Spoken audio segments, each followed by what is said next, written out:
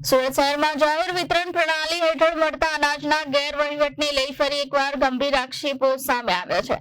લીંબાયત વિસ્તારમાં કેટલીક રેશન દુકાનો ભાડે આપવામાં આવી હોવાના અને મોટી માત્રામાં સરકારી અનાજની ગેરરીતિ સગેવગે થતી હોવાના આક્ષેપ કરવામાં આવ્યા।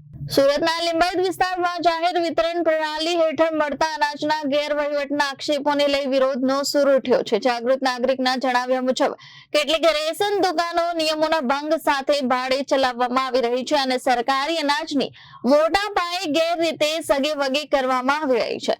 ફરિયાદીનો દાવો છે કે તેમણે આ સમગ્ર મામલે કલેક્ટર, જિલ્લા પુરવઠા અધિકારી, ડીએસઓ, ગૃહમંત્રી તેમજ મુખ્યમંત્રીને અનેક વખત લેખિત રજૂઆત કરી છે, પરંતુ હજી સુધી કોઈ અસરકારક કાર્યવાહી કરવામાં આવી નથી। પ્રશાસનની કથિત નિષ્ક્રિયતા સામે વિરોધ નોંધાવવા માટે ફરિયાદી ફાટેલા કપડાં પહેરી ધરણા પર બેઠા છે। તેમની માંગ છે કે આ સમગ્ર મામલે નિષ્પક્ષ તપાસ કરવામાં આવે। જો ગેરરીતિ થઈ હોય તો જવાબદારો સામે કડક કાર્યવાહી કરવામાં આવે અને જાહેર વિતરણ પ્રણાલીમાં પારદર્શિતા સુનિશ્ચિત કરવામાં આવે।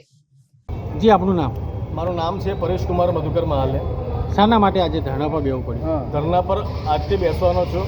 છેલ્લા 1 વર્ષથી રાશન માફિયાઓ માટે લડું છું।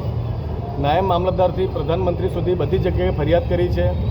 3000 કરોડનું દર મહિને રાશન ગુજરાત સરકાર ગરીબોને આપે છે। 3000 કરોડની પાછળ 900 કરોડ રૂપિયાનો ટ્રાન્સપોર્ટેશનનો ખર્ચો સરકાર કરે છે, પણ ગરીબોને પૂરતું અનાજ નથી મળતું। એ બાબતે વિસ્તારના કોર્પોરેટરો, ધારાસભ્યો અને સાંસદ સભ્યો સાથે સાથે તમામ અધિકારીઓ, મુખ્યમંત્રી, ગૃહમંત્રી અને પ્રધાનમંત્રી સુધી ફરિયાદ કરી છે। કોઈ જાતનું નિરાકરણ નથી આવતું। લીંબાયત ઝોનનો નાયબ મામલતદાર મકવાણા અને પુરવઠા ઇન્સ્પેક્ટર ચુડાસમા આ લોકોની મિલીભગત છે।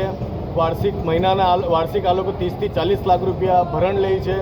અનાજ માફિયાઓ રાશન ચોરી કરે છે, ગરીબોને રાશન પૂરતું મળતું નથી।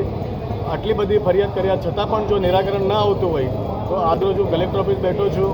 સરકારશ્રીને હું માંગણી કરું છું, સુરત કલેક્ટરને હું માંગણી કરું છું કે મારી માંગણીઓ સ્વીકારવામાં આવે અને અનશન માટે મને જગ્યા ફાળવવામાં આવે। Bureau report, Janadesh news, Surat.